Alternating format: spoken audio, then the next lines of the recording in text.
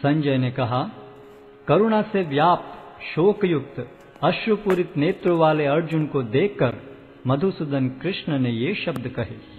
श्री भगवान ने कहा, हे अर्जुन, तुम्हारे मन में यह कलमश आया कैसे?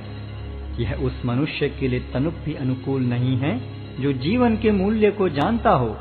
इससे उच्च लोक की नहीं अपितु अपयश की प्राप्ति होती है। हे प्रतापुत्र, इस हीन नपुंसकता को प्राप्त मत हो, यह तुम्हें शोभा नहीं देती। हे शत्रुओं के दमन करता, हृदय की शुद्ध दुर्बलता को त्याग कर युद्ध के लिए खड़े हो। अर्जुन ने कहा, हे शत्रुहंता, हे मधुसूदन, मैं युद्ध भूमि में किस तरह भीष्म तथा द्रोण जैसे पूजनीय व्यक्तियों पर उलटकर बाण चलाऊंगा? ऐसे महापुरुषों को जो मेरे गुरु हैं, उन्हें मारकर जीने की अपेक्षा इस संसार में भीख मांगकर खाना अच्छा है।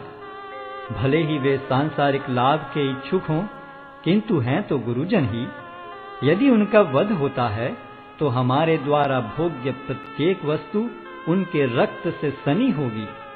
हम यह भी नहीं जानते कि हमारे लिए क्या श्रेष्ठ है, उनको जीतना या उनके द्वारा जीते जाना।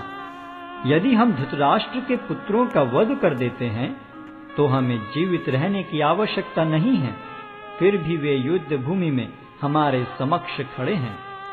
अब मैं अपनी कृपण दुर्बलता के कारण अपना कर्तव्य भूल गया हूँ और सारा धैर्य खो चुका हूँ।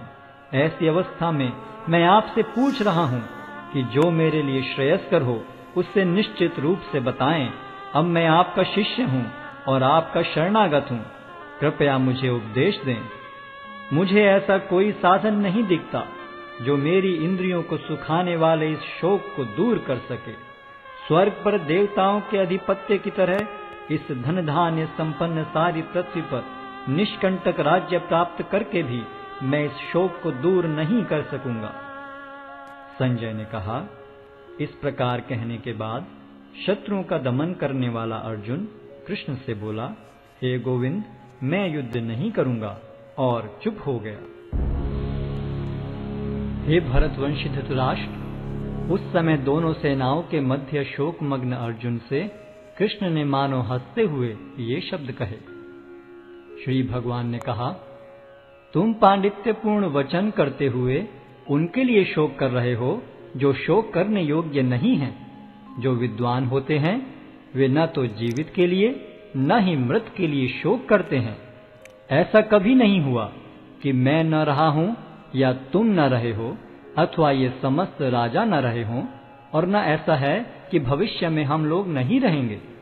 जिस प्रकार शरीरधारी आत्मा इस शरीर में बाल्यावस्था से तरुणावस्था में और फिर वृद्धावस्था में निरंतर अग्रसर होता रहता है, उसी प्रकार मृत्यु होने पर आत्मा दूसरे शरीर में चला जाता है। धीर व्यक्ति ऐसे परिवर्तन से मोह को प्राप्त नहीं होता।